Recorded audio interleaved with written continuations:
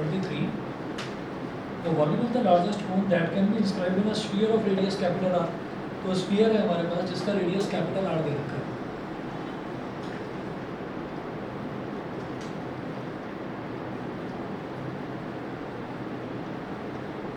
अब स्फीयर का रेडियस अभी बनाऊंगा, पहले इसके अंदर एक कोन बना लेते हैं.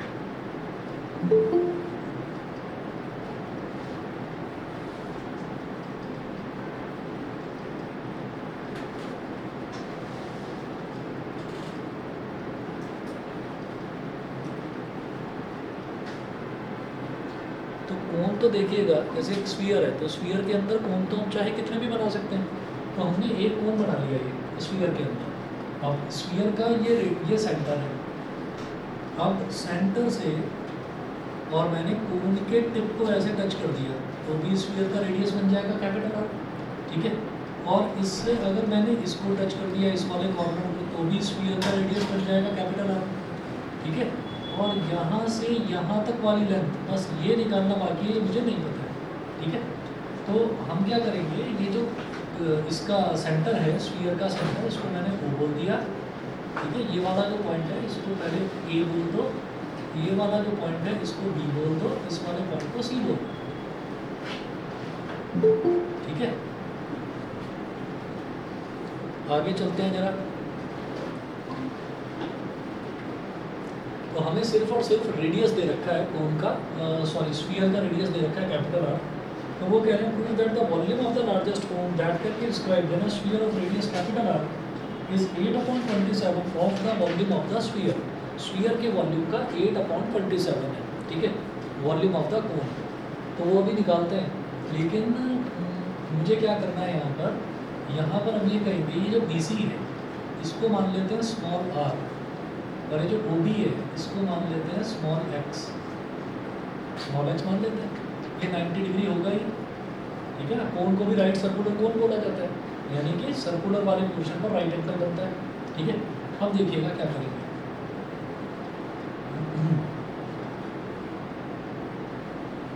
Given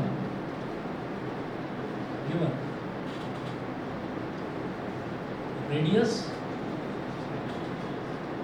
of the sphere is capital R. ये हमको दे रखा है कि जो स्फीयर है ना, स्फीयर का जो रेडियस है वो कैपिटल R है, ये दे रखा है. अब आगे चलते हैं. तो ये कांस्टेंट हो गया हमारे लिए. जो चीज़ हमको दे रखी होती है वो हमारे लिए कांस्टेंट होती है. ठीक है. अच्छा, टू प्रूव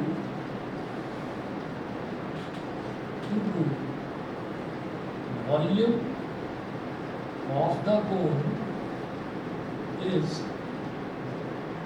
largest और ब्रैकेट में लिख दीजिए maximum. Volume of the cone is largest. ठीक. तो ये मेरे को प्रूव करना है कि volume of the cone is largest, और वो लार्जेस्ट किसके बराबर होगी 8/27 of the volume of the sphere. ठीक है. Such that volume of cone is equal to 8/27 of the volume of sphere.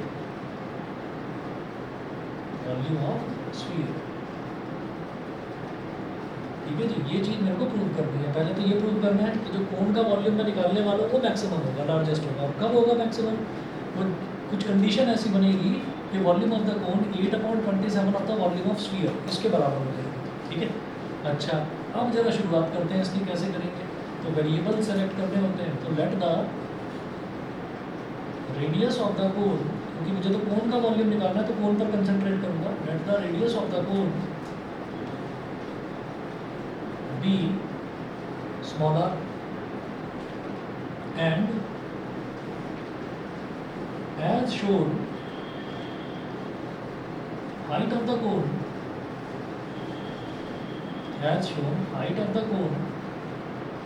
small h is equal to capital R plus small x. Capital R plus small x ये हो गया. ठीक है.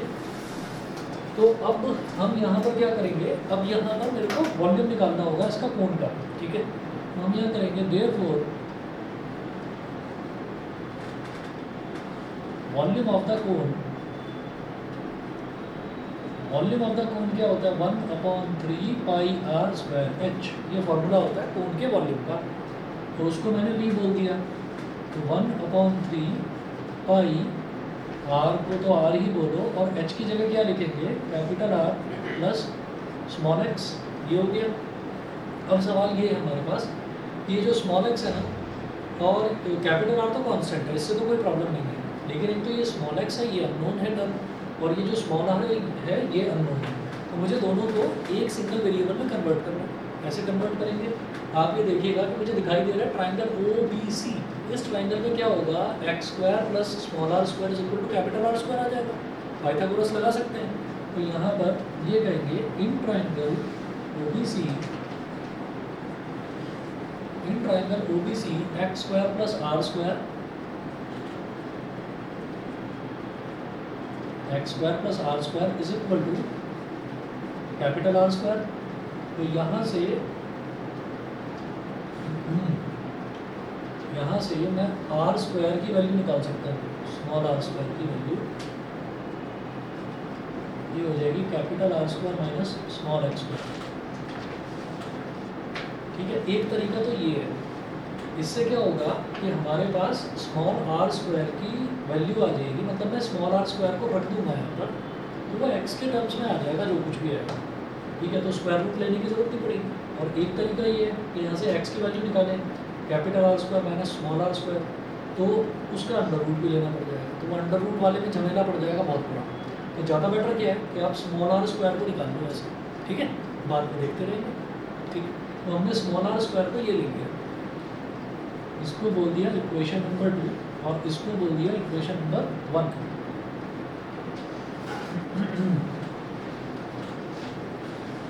Therefore, v is equal to क्या हो जाएगा 1/3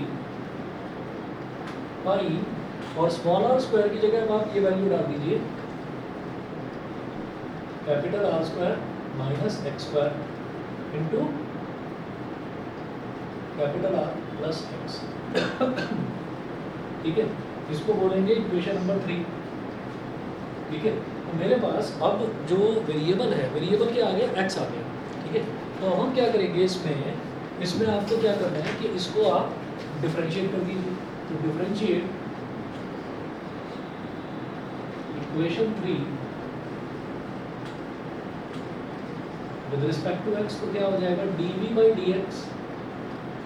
अब देखिए ये जो पाई बाई 3 है 1/3 इंटू पाई मतलब पाई बाई 3, ये तो कॉन्स्टेंट है, लेकिन बाकी जो तो दो टर्म्स हैं r square minus x square और आर प्लस एक्स, ये दोनों के दोनों जो हैं ये मल्टीप्लाई हो रहे हैं, तो प्रोडक्ट रूल लगा देंगे इसमें। ठीक है, तो pi by 3 will remain as it is.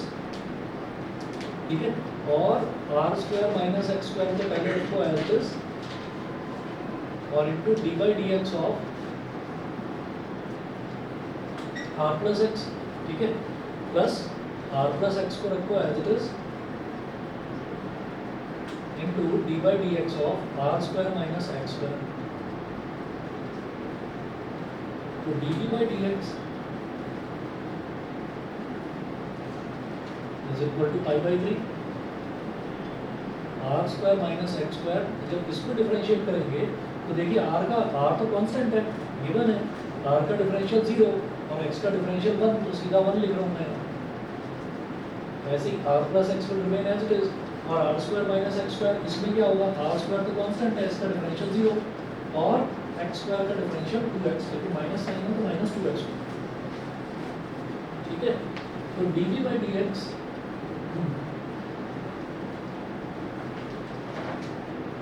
Is equal to pi by 3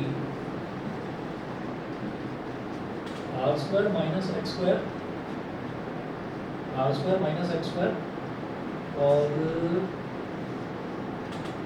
अभी ऐसे ही छोड़ो इसको, और minus 2x into r plus x, फिलहाल अभी ऐसे ही छोड़ दें, इतना ही छोड़ दिया, और इसको बोल दिया इक्वेशन नंबर 4। ऐसा मैं क्यों छोड़ रहा हूँ बताऊँगा आपको। ठीक है, अब खुद भी वैसे थोड़ा सा आगे का सोच लो, 1-2 स्टेप आगे का। कैसे, अगर मान लीजिए मैं इसको एक्सपैंड करता हूँ तो क्या हो जाएगा r square minus x square, तो है ये माइनस 2x स्क्वायर हो जाएगा, minus x square minus 2x square minus 3x square बनेगा। एक तो वो एक्स स्क्वायर वाली टर्म है, ये आ जाएगा माइनस 2rx। ठीक है, तो ये मेरे पास क्वाड्रेटिक इक्वेशन आ जाएगी। और क्वाड्रेटिक इक्वेशन में ये आर और एक्स, एक तो एक्स ही रहता है, उसके अलावा एक कैपिटल आर और आ रहा है, तो शायद हमको उसको फैक्टराइज करने में दिक्कत आएगी। तो इसलिए 1 मिनट वेट करें। हेलो हेलो, हाँ जी हो गया जी, हो गया। थोड़ा 2 या 3 मिनट लेट हो गया था, जैसे 5:33 तक आती होगी थी। ठीक है जी।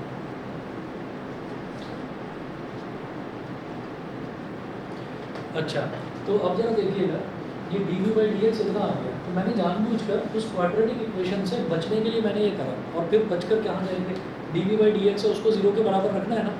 तो अब आप ये देखिए, ये r² - x² है, इसको लिख सकते हैं r + x × r - x। इधर r + x है तो कॉमन आ जाएगा, ठीक है। तो फैक्टर्स करने में मेरे को आसानी रहेगी, इसलिए मैंने फिलहाल इसको ऐसे ही छोड़ दिया। अब क्या करेंगे, पुट dv/dx = 0। तो ये हो गया π/3 इंटू r² - x² को अभी के अभी लिख लो, r + x into r - x minus 2x into r + x bracket close is equal to 0। अब ये π/3 एक कांस्टेंट है, ये तो उधर 0/π/3 ये तो 0 हो जाएगा, और इधर से मैं r + x कॉमन निकाल दूंगा, तो r + x आ गया कॉमन, तो ब्रैकेट में क्या बचा, r - x minus 2x is equal to 0। तो ये क्या हो गया, r + x into -x minus 2x is r minus 3x is equal to 0। तो कुल मिलाकर मेरे पास 2 क्रिटिकल पॉइंट्स यहाँ से आ रहे हैं। तो एक तो आ रहा है r + x को 0 रखेंगे तो x की वैल्यू -r आ रही है, ठीक है, और जब इसको 0 रखेंगे तो x की वैल्यू कैपिटल R/3 आ रही है, ठीक है। तो इसको तो यही ड्रॉप कर देना, क्योंकि x जो है वो एक लेंथ है and length can not be negative, इसको तो यही ड्रॉप कर देना। तो एक ही क्रिटिकल पॉइंट है, x = कैपिटल R/3, ये आ रहा है। अब ये करेंगे तो क्रिटिकल पॉइंट आ गया। अब जरा डबल डेरिवेटिव, तो पहला टारगेट तो मेरा ये है कि मेरे को volume of the cone is largest, ठीक है, मैक्सिमम प्रूव करना। तो डबल डेरिवेटिव अगर हमारा <0 आ गया तो बात बन जाएगी। अब निकालेंगे d²v/dx²। तो dv/dx जो है, जब इसको फिर से डिफरेंशिएट करेंगे तो π/3 will be as it is, π/3 as it is r² - x²। इसको डिफरेंशिएट करेंगे तो r² का डिफरेंशियल क्या हो जाएगा, 0 माइनस x² का क्या हो जाएगा, 2x, 0 - 2x, ठीक है। और इन दोनों में प्रोडक्ट रूल लगाओ, चलिए प्रोडक्ट रूल लगा देते हैं। तो -2 तो एज इट इज, और x × r + x जो है इसमें जब प्रोडक्ट रूल लगाएंगे तो पहले x will remain as it is, ठीक है, और r + x का डिफरेंशियल क्या हो जाएगा, 1, ठीक है। समझ रहे हैं, मैंने -2 को कॉमन ले लिया और x × r + x में प्रोडक्ट रूल लगा, तो x will remain as it is, r + x का डिफरेंशियल 1 हो गया, क्योंकि r का डिफरेंशियल 0 और x का डिफरेंशियल 1, ठीक, और plus r + x as it is और x का डिफरेंशियल 1, क्योंकि bracket close is equal to this. यहाँ पर करेंगे d²v/dx² is equal to π/3 minus 2x और -2 ब्रैकेट में क्या आ जाएगा, x + r + x,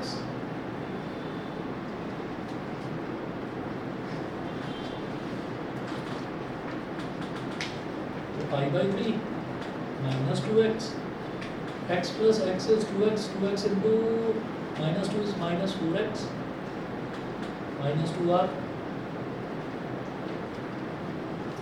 तो π/3 -6x -2r, ये हो गया।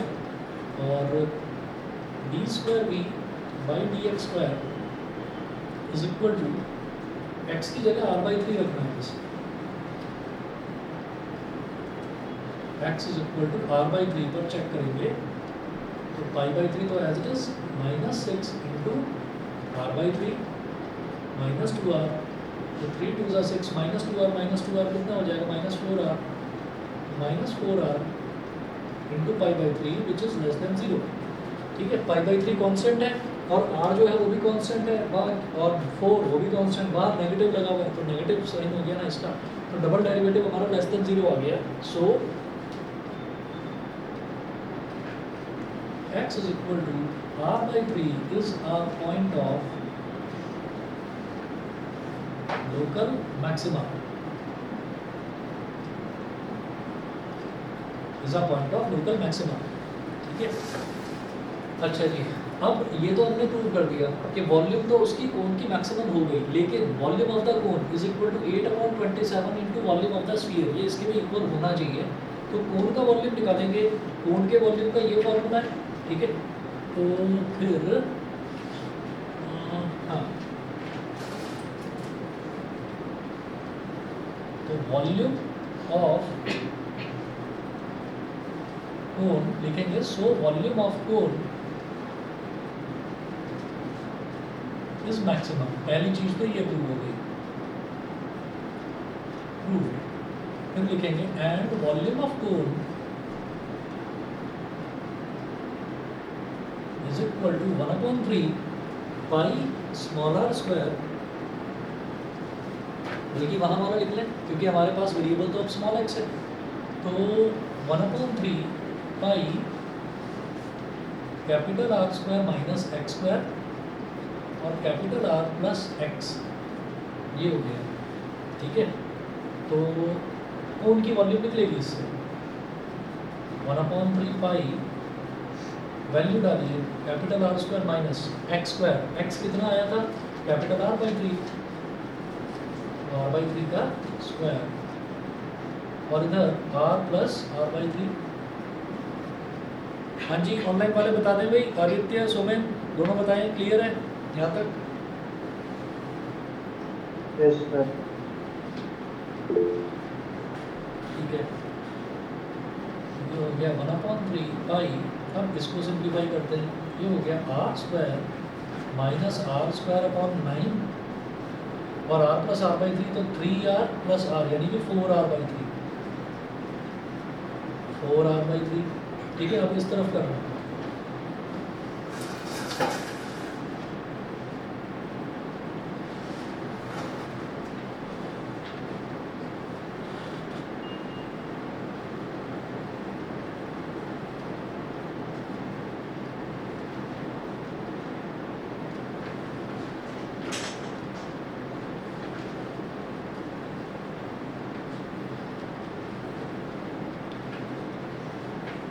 इज इक्वल टू 1/3 पाई, और जब इसको करेंगे तो 9R square minus R square, 8R square upon 9,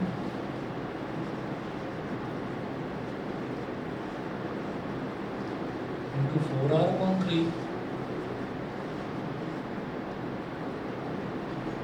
8 और 9 3 जा 27, इसको जरा अलग ले लो, 8/27। इधर क्या बचता है पाई, मैंने इस 9 को, इस 3 को और इस 8 को, इन तीनों को अलग ले लिया। यहाँ क्या बचता है पाई R स्क्वायर इंटू 4R/3, तो 8/27, और ये क्या हो गया 4/3 R स्क्वायर इंटू R3, 4/3 पाई R3। बता दो ये किसका वॉल्यूम होता है, स्फीयर का। स्फीयर का रेडियस कैपिटल R दे रखा है, ये हो गया 8/27 into volume of given sphere. ठीक है, यही चीज हमको प्रूव करनी है। बताइए कि क्लियर है सभी को? ठीक है,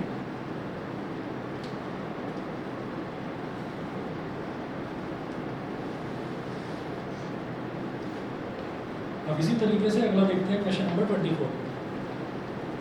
क्वेश्चन नंबर 24 में बोल रहे हैं, show that the right circular cone of least curved surface, right circular कोन है लीस्ट कर्व्ड सरफेस, यानी कि कोन का कर्व्ड सरफेस एरिया निकालना है। क्या होता है कोन का कर्व्ड सरफेस एरिया? फॉर्मूला किसी को भी याद नहीं है?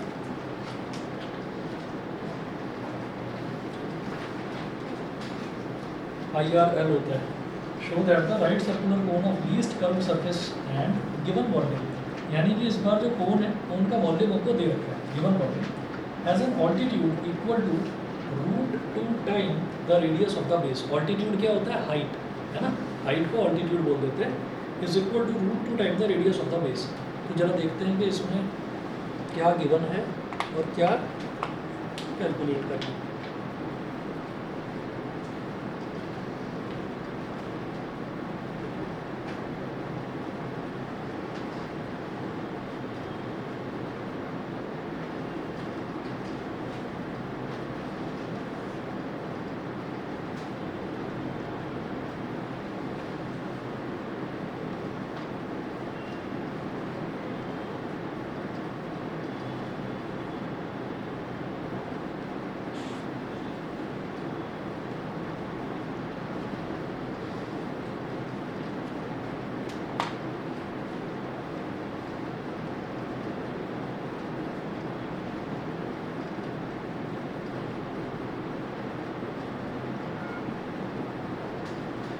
में देखिए, show that the right circular cone of least curve surface and given volume. तो हमें एक कोन दे रखा है,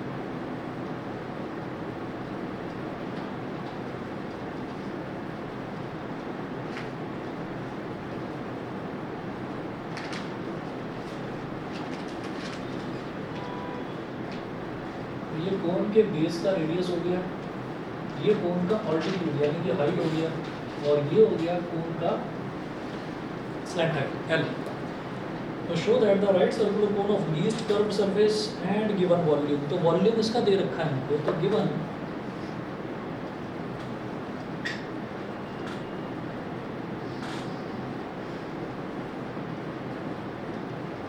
volume of the cone, bracket में लिख लीजिए V से। तो हमको कोन का वॉल्यूम गिवन है, तो इस बार हमारे पास जो गिवन है ना वो V है। मैं उसमें R या H वगैरह गिवन नहीं मानूंगा। आप याद करिए, इससे पहले वाले क्वेश्चन में क्या बोला था, of given radius of the sphere. तो रेडियस ऑफ द स्फीयर तो R दे रखा था, इस बार कांस्टेंट मेरे पास V है, ठीक है। अच्छा, हमें मालूम है कि V क्या होता है, and V is equal to cone का वॉल्यूम होता है 1/3 पाई R स्क्वायर H, ये होता है। तो V जो है वो गिवन है, तो हमारे पास तो जो दो कॉन्स्टेंट्स हैं ना, R और H, ठीक है, इनमें से एक कांस्टेंट को किसी एक वेरिएबल को किसी दूसरे वेरिएबल की टर्म्स में निकाल लेंगे, ठीक है। अब वो कैसे निकालेंगे, उसके लिए अभी रुक जाइए। जैसे यहाँ पर हमने सोचा था कि हम R की वैल्यू निकालें, स्मॉल r की या स्मॉल x की। मुझे स्मॉल x निकालने में आसानी लगी, ठीक है, तो सॉरी स्मॉल r की वैल्यू x की टर्म्स में निकालने में आसानी लगी, तो हमने इसलिए वो निकाली थी। तो यहाँ पर अभी रुक जाइए, ये चीज़ हमको गिवन है, इसमें V कांस्टेंट है, ठीक है, जिस पर मैंने टिक लगा रखा है, ये कांस्टेंट है, ये गिवन है। अब हमें करना क्या है, यहाँ लिखें to prove,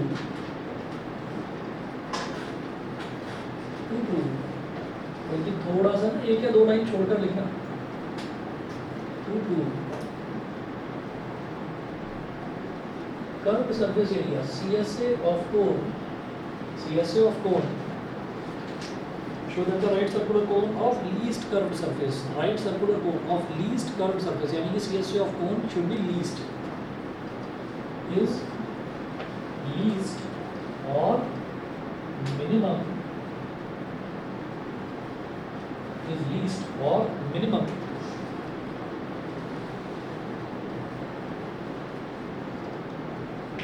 when H is equal to √2, altitude is equal to √2 times the radius of the base. When altitude is equal to √2 times the radius of the base, तो ये चीज प्रूव करेंगे, ठीक है। सबसे पहले क्या करेंगे, कर्व सरफेस एरिया को मिनिमम प्रूव करेंगे। पहला काम तो ये करना है, कर्व सरफेस एरिया को मिनिमम प्रूव करना है। तो जैसे यहाँ पर आप देखिए, वॉल्यूम को पहले मैक्सिमम प्रूव करा था, फिर उसके बाद ये प्रूव करा था कि कोन का जो वॉल्यूम है वो 8/27 of volume of given sphere के इक्वल है, ठीक है। यहाँ पर भी वही काम करना है, CSA ऑफ कोन को मिनिमम प्रूव करना है, फिर उसके बाद प्रूव करना है कि हाइट जो है वो √2 times of radius of the base है, ये करना है। समझ गए कहानी, ठीक है। अब आगे चलते हैं। तो कर्व सरफेस एरिया क्या होता है कोन का, CSA is equal to pi R L, और जो कर्व सरफेस एरिया इसको S मान लिया मैंने, S is equal to pi R L। तो अब मैं इसमें से ढूंढूंगा कि मेरे को क्या चीज़ निकालने में आसानी रहेगी। L है, अब L जो है वो कैसे निकलेगा, एल होता है ऐसे l square is equal to r square plus h square, ऐसे निकलता है। तो एल कैसे निकलेगा, under root r square plus h square, ठीक है ना, पाइथागोरस थ्योरम से निकलेगा जो उसका स्लैंट हाइट है। अच्छा, तो एल की वैल्यू ये होगी, आर को अगर मैं आर ही रहने दूँ और एल की जगह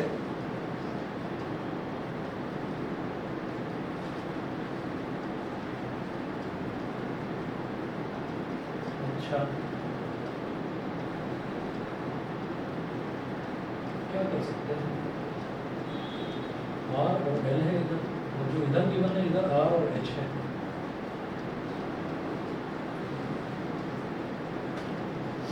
तो फिर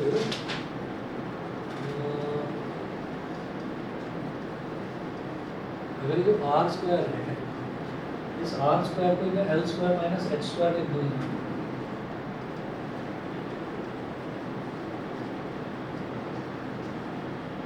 L square minus H square लिख दूंगी, ये एच हो गया।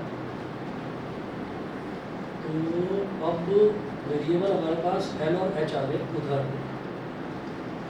यहाँ से मैं एल की वैल्यू निकालूंगा तो वो एच की टर्म्स में रहेगी, लेकिन फिर यहाँ पर आर अटकता है।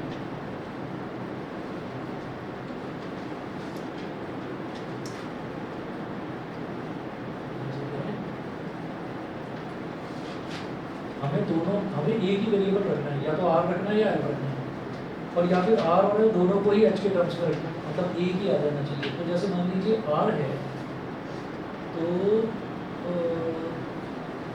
यहाँ से एच निकाल सकता हूँ एल की टर्म्स में, एच निकाल सकता हूँ एल की टर्म्स में, और आर को एच की टर्म्स में कैसे निकालें,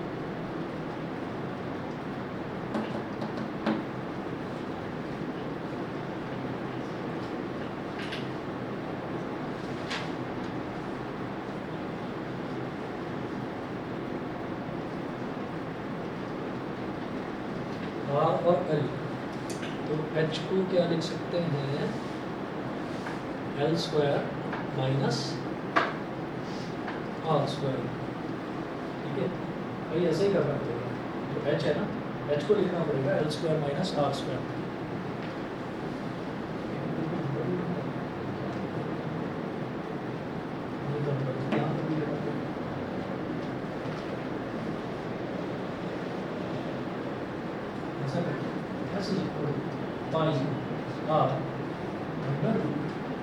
are square plus h square, ये करा जा सकता है,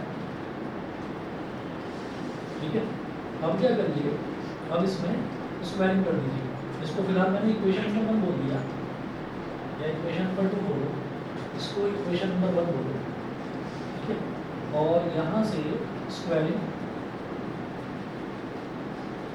जब स्क्वायरिंग करेंगे तो ये हो जाएगा s square is equal to pi square r square, और ये हो गया r square plus h square, ठीक है। इतना हो गया। अब क्या करेंगे कि यहाँ से आर स्क्वायर की वैल्यू निकाल दो, एच की वैल्यू भी अगर निकालेंगे ना तो आर की बहुत बड़ी वैल्यू आ जाएगी। एच स्क्वायर एक जगह रखना पड़ेगा, 3v upon pi r square आ जाएगा। एच की वैल्यू आर स्क्वायर भी आसानी रहेगी, यहाँ से हो जाएगा r square is equal to 3v upon pi h. ये बताइए, ये क्लियर है? आर स्क्वायर की value 3v upon pi h. अब मैं इधर भी है उधर भी है, दोनों जगह में आर स्क्वायर की वैल्यू डालता हूँ, ठीक है।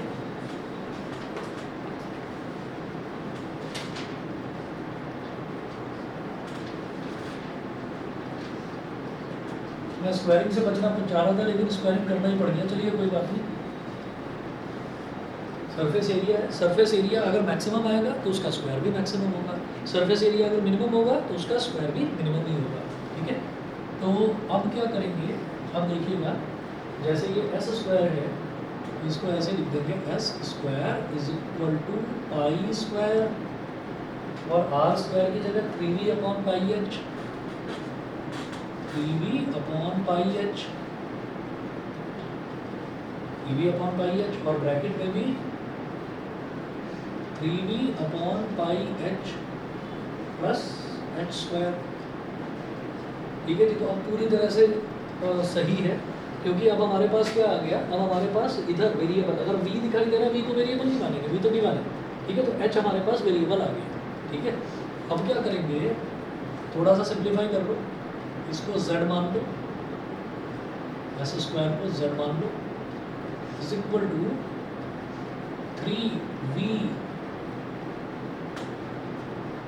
3v pi square, sorry pi से तो पाई को काट ही दो, है ना, तो ये क्या हो गया 3 पाई v,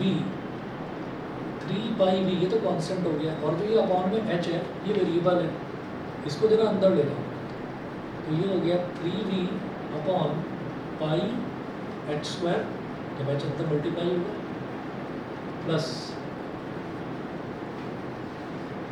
समझ रहे हैं 3v पाई, इसको तो अलग ले लिया, तो यहाँ पर 1/h बचा, 1/h को अंदर मल्टीप्लाई करेंगे तो 3v upon pi H square हो जाएगा, और जब 1/h को इधर मल्टीप्लाई करेंगे तो इधर केवल h बचेगा।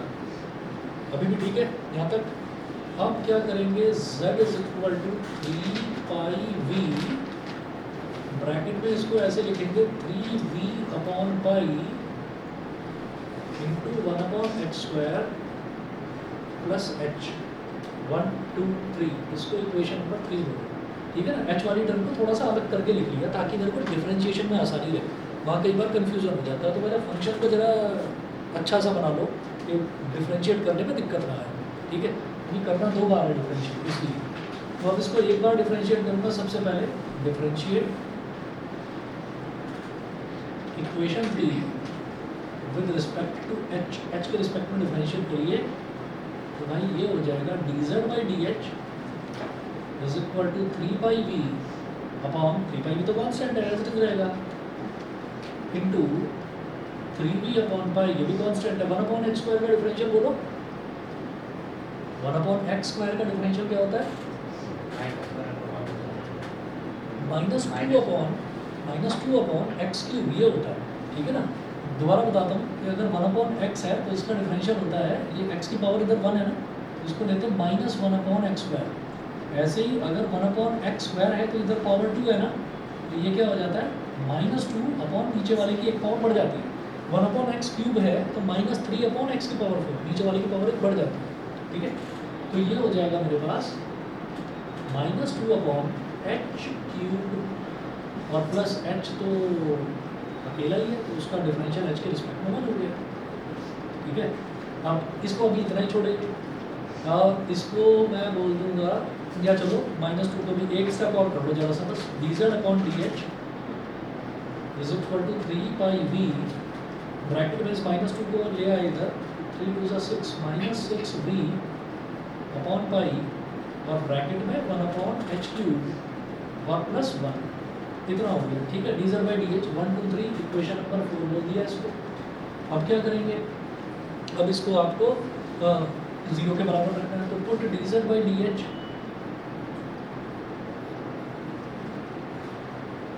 Is equal to 0, put dz by d h is equal to 0, ये 0 के बराबर हो गया। अब जब 0 के बराबर इसको रखेंगे तो 3 पाई v into -6v upon pi into 1/h cube plus 1 is equal to 0, ये हो गया।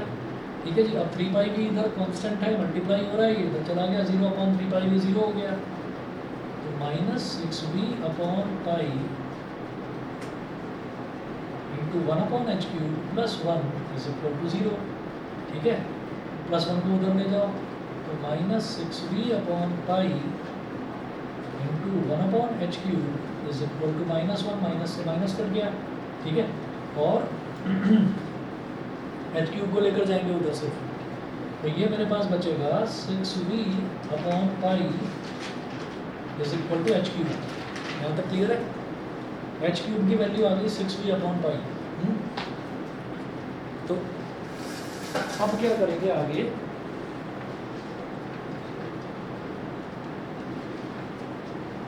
तो h की वैल्यू कितनी आ जाएगी, h की वैल्यू, अच्छा इस तरीके के अगर क्वेश्चन आए ना और कहीं पर भी ये दिखाई दे कि अरे नहीं वैल्यू तो पावर में 1/3 आ रहा है, है ना।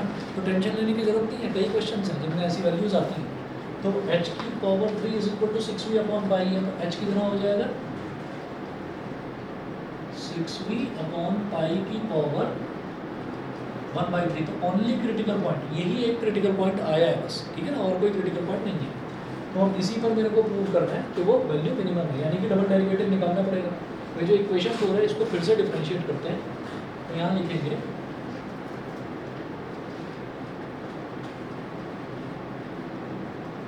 D square z by d x square, फिर से डिफरेंशिएट करेंगे।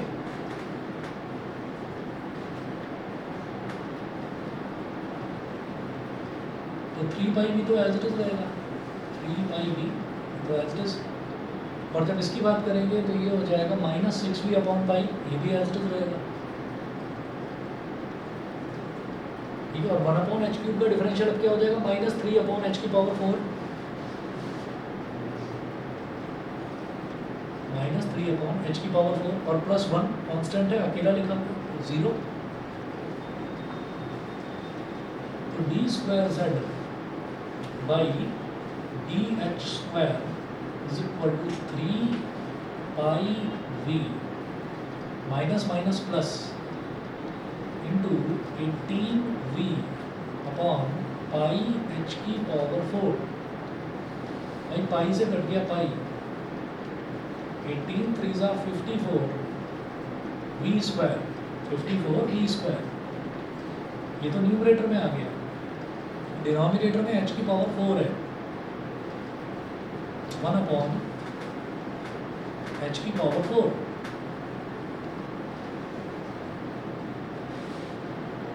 वन अपॉन h की पावर 4।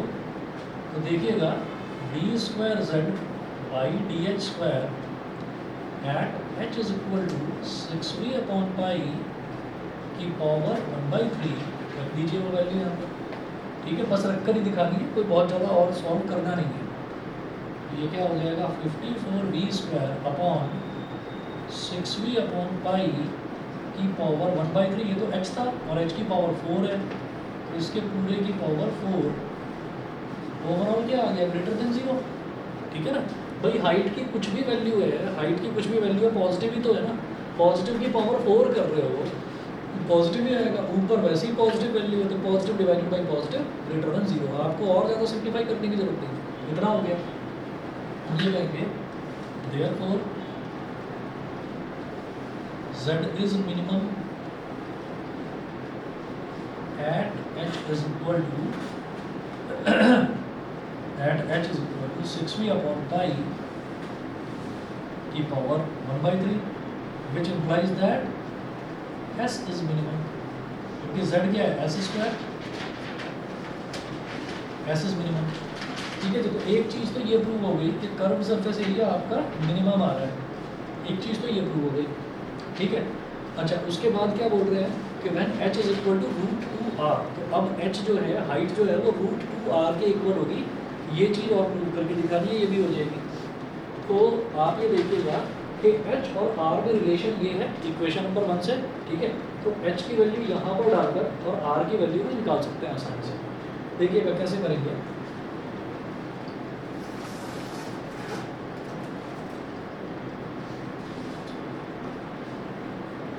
Since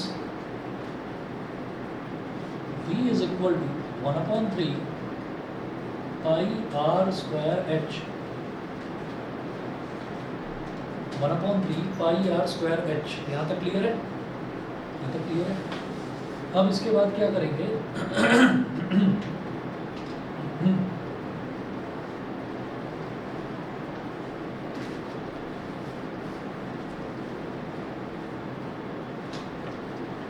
h जो है वो पावर 1/3 में दे रखा है ना,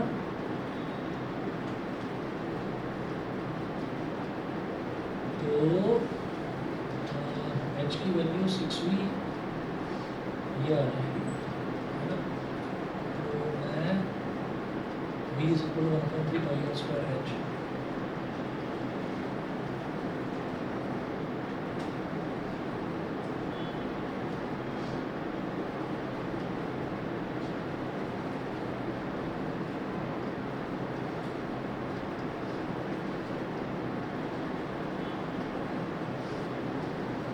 ऐसे देखिए अगर वैल्यू रखेंगे वैल्यू रखकर भी आएगा, लेकिन सोच रहा हूँ कि कुछ और शॉर्टकट तरीका हो सकता है कि जिससे h is equal to root two r prove हो जाए।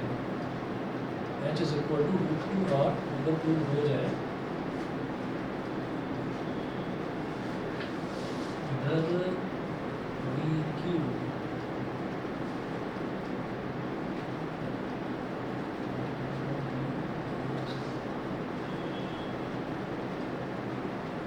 ठीक है। एक काम करते हैं, since h is equal to 6v upon pi की पावर 1/3, जैसे अभी तक कितना हुआ 6v अपॉन पाई की पावर 1/3। तो यहाँ से एक काम करेंगे, लिख देंगे cubing both sides,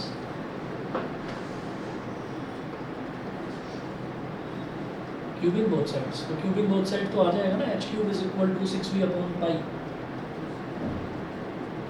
h cube is equal to 6v upon pi. अभी इतना आ गया, ठीक है। अच्छा y क्या होता है, सॉरी v क्या होता है 1/3 पाई आर स्क्वायर h, ठीक है।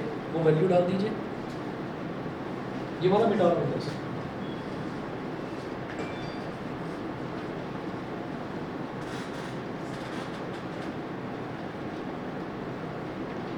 वॉल्यूम किसका, इसका कोन का, तो h क्यूब तो h क्यूब है और 6v अपॉन पाई तो 6 into 1/3 pi r square h। ऐसा क्यों करा, ताकि रिलेशन r और h में आ जाए जो मुझे प्रूव करना, ठीक है। और अपॉन में पाई, तो भाई ये जो पाई है ना, इस पाई से तो ये पाई गया, 3 1 जा 3, 3 2 जा 6 और एक h से एक h गया, तो इधर x स्क्वायर बचा, तो x square is equal to क्या आ गया 2r स्क्वायर हो गया प्रूफ। तो x स्क्वायर जब स्क्वायर रूटिंग करेंगे तो h इज इक्वल टू कितना आ जाएगा रूट 2r, ठीक है। लिखिएगा प्रूफ, यही चीज़ को प्रूफ करनी चाहिए, ठीक है। तो आप इस चक्कर में मत पड़ना कि जैसे h की वैल्यू ये आई है तो अब वो जो रिलेशन निकाला था उस रिलेशन से r की वैल्यू निकालेंगे और फिर देखेंगे कि h is equal to root 2r आना चाहिए। नहीं, हमें पता है कि h की वैल्यू इतनी आई है, यहाँ पर v दे रखा है और v की वैल्यू मुझे पता है 1/3 पाई आर स्क्वायर h है, ठीक है। तो अगर मैं v की value 1/3 pi r square h डाल दूंगा तो फिर h और r ही दिखाई देंगे पूरी इक्वेशन में, ठीक है ना। और वो जो है उसी में मेरे को रिलेशन प्रूव करना है, h is equal to root 2r मेरे को प्रूव करना है, समझ गए, ठीक है। तो थोड़ा सा सोचना पड़ता है एक तो शुरुआत में कि वेरिएबल कौन सा लेना है। तो इस क्वेश्चन पर ज़रा इंपॉर्टेंट मार्क कर दीजिए, क्योंकि यहाँ पर जो गिवन था उसमें r, h और v ने रिलेशन दे रखा था और जो प्रूव करना है उसमें हमको स्लैंट हाइट की ज़रूरत थी। तो उसमें हमने देखा कि हमें किस चीज़ की ज़रूरत पड़ रही थी। कई बार ऐसा होता है कि स्क्वायर करने की ज़रूरत नहीं पड़ती, तो इसलिए उतना सोचना पड़ रहा है। बाकी बता दीजिए, क्लियर है, ठीक है। चलिए अब इसी तरीके से क्वेश्चन नंबर 25 देखिएगा। Show that the semi vertical angle of the cone of maximum volume end of given slant height, इस बार स्लैंट हाइट गिवन है, ठीक है, इज tan इनवर्स रूट 2, ठीक है। अब ये कैसे करेंगे, तो ये बता दो, नोट कर लिया सबने, ठीक है। तो ज़रा मैं थोड़ी सी मेहनत बचा रहा हूँ अपनी, इसी को 24 को 25 कर दूँगा, फिगर भी ये रखें।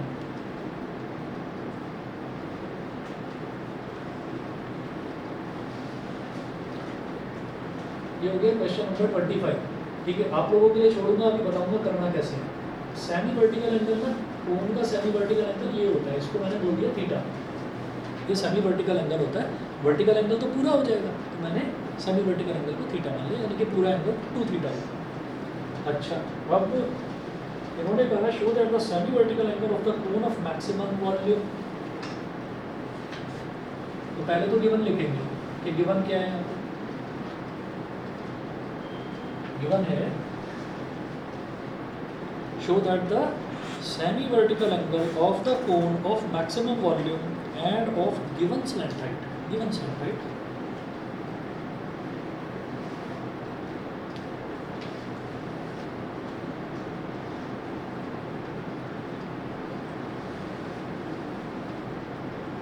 Slant height of cone L, ये गिवन है,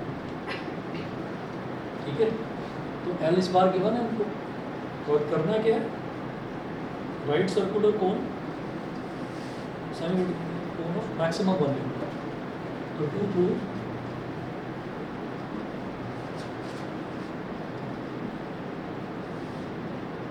volume of the cone is maximum, volume of the cone is maximum when theta is equal to tan inverse root 2। ये चीज भी प्रूव करनी है। तो पहले क्या करेंगे, वॉल्यूम को मैक्सिमम प्रूव करेंगे और फिर उसके बाद जैसे यहाँ पर करा था ना h is equal to root 2 r, फिर वो वाला काम करेंगे। अच्छा, इससे पहले वाले क्वेश्चन की बात करते हैं, सेम ही तो है, सब कुछ सेम था, बस वहाँ पर क्या था, वॉल्यूम गिवन थी, ठीक है। उसमें भी अगर सेमी वर्टिकल एंगल की बात करते हैं तो क्या होता है,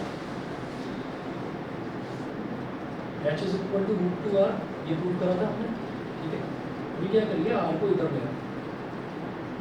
h upon r is equal to root 2, ये h अपॉन r क्या है, ये थीटा है ना, तो h अपॉन r क्या हो जाएगा, बेस अपॉन परपेंडिकुलर, ठीक है। तो ये क्या हो जाएगा, cot theta, cot theta is equal to root 2, हो गया। तो theta is equal to cot inverse root 2। इस क्वेश्चन में ऐसा बना सकते हैं इस क्वेश्चन कि आप h is equal to root 2 r prove मत करिए, आप ये प्रूव करिए कि semi vertical angle cot inverse root 2 हो जाएगा।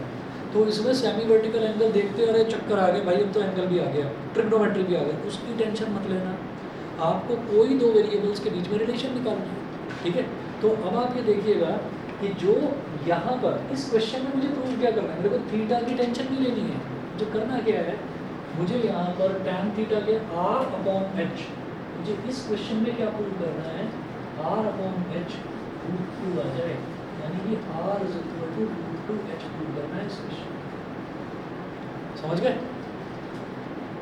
सुनिए दोबारा देखिए, जैसे इससे पहले वाले क्वेश्चन में मैंने h is equal to root 2 r prove करा, ठीक है। पिछले वाले में h ऑल्टीट्यूड था, हाँ इसमें भी h ऑल्टीट्यूड ही है, ठीक है। तो पिछले वाले क्वेश्चन में अगर h इज अगर h is equal to root 2 r आ गया, तो मैंने r को इधर ले लिया, तो h अपॉन r क्या बन जाएगा भाई, ये तो परपेंडिकुलर अपॉन बेस तो होगा r अपॉन h, तो h अपॉन r क्या होगा, base upon perpendicular, base upon perpendicular क्या होता है, cot थीटा, बोलो cot theta is equal to root 2। तो पिछले वाले क्वेश्चन में ऐसा बनाकर दे सकते थे, ठीक है। अब वही काम उन्होंने यहाँ इस क्वेश्चन में करा है। तो इस बार क्या है कि इस बार आपको अल्टीमेटली प्रूव ये करना है कि r is equal to root 2h। जैसे ही आपने ये प्रूव करा तो r अपॉन h आपके पास क्या हो जाएगा, क्योंकि सेमी वर्टिकल एंगल ये है, तो r अपॉन h क्या हो जाएगा, tan थीटा रूट 2 के इक्वल, तो थीटा tan इनवर्स रूट 2 के इक्वल। ये चीज़ करो, शुरुआत करवाऊँ क्वेश्चन की, हाँ शुरुआत करवाऊँ, मेरे को पहुँचना यहाँ पर है, ये मेरा टारगेट है, ठीक है। तो शुरुआत करवाता हूँ इसकी। इस बार हमको जो गिवन है वो गिवन दे रखा है स्लैंट हाइट, ये बता रहा हूँ,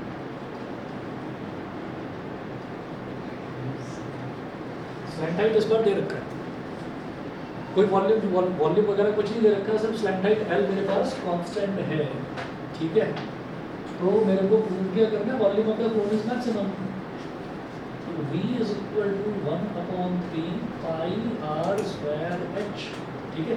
तो भाई किसी एक वेरिएबल में लेकर आ जाओ, कैसे करेंगे, ये जो r स्क्वायर है ना, L हमको दे रखा है, तो क्या करेंगे, वही L square is equal to r square plus h square, ठीक है। तो क्या कर सकते हैं, वॉल्यूम को निकालना ही है, तो V इज इक्वल टू 1/3 पाई, ये तो एज इट रहेगा, r स्क्वायर की जगह मैं लिख सकता हूँ L square minus h square into h, हो गया आपका काम। बताओ आप कर लोगे, ठीक है। सवाल ये है कि हमारे पास वेरिएबल बस एक ही आना चाहिए, तो dv आप क्या करेंगे, dv बाई dh निकालेंगे, ठीक है ना। तो L जो है L से टेंशन लेने की जरूरत ही नहीं है, क्योंकि L तो हमारे पास गिवन है, तो L स्क्वायर भी गिवन है, कांस्टेंट है, ठीक है। अब आपको क्या करना है, dv बाई dh निकालना है, उसको निकाल के 0 के बराबर रखना है, फिर d square v by dh square निकालना है, ठीक। और फिर उसको प्रूव करना है कि वो लेस देन 0 आ रहा है, क्रिटिकल पॉइंट पर लेस देन 0 आ रहा है। और लास्ट में मैं हिंट देकर छोड़ रहा हूँ कि आपको r is equal to root 2h ये प्रूव करना है, ठीक है ना। इसको जरा करना, दिमाग लगाना, और हो सकता है आपको आधा पौना घंटा लग जाए इसको करने में, लेकिन करिएगा, ट्राई करना। अटकोगे, प्रोसीजर तो पता ही है आपको, अटकोगे कोई बात नहीं, बता देना यहाँ पर मैं अटको, मैं करवाऊँगा, ठीक है। चलिए,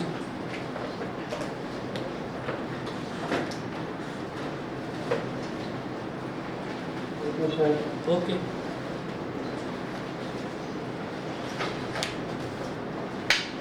आदित्य क्लियर है यहाँ तक?